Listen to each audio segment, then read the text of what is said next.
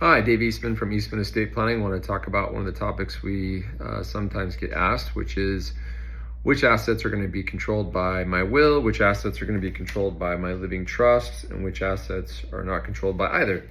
So real quick, if an asset is owned by the deceased person in just their name, and there's no beneficiary designation on it, and there's no joint ownership on it, then that asset is going to be controlled by their will, either a pour over will or a last will and testament, and we look to the will to see what happens with the asset.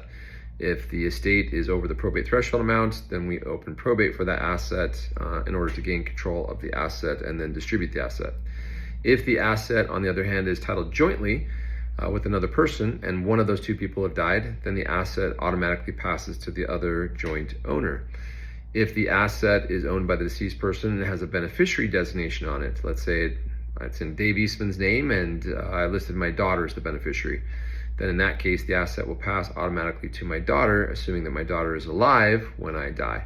The trust has no control over that. The will has no control over that. The beneficiary designation controls the disposition of that asset when I die. And then in the event that the asset is in the name of my trust, then the trust controls the disposition of that asset. So everything comes down to how the asset is titled and if there's a beneficiary designation on it or not, as to which legal document controls that asset, either the will, the trust, the beneficiary designation, or joint ownership will then control how that asset is distributed upon death. Hope that helps. Thanks.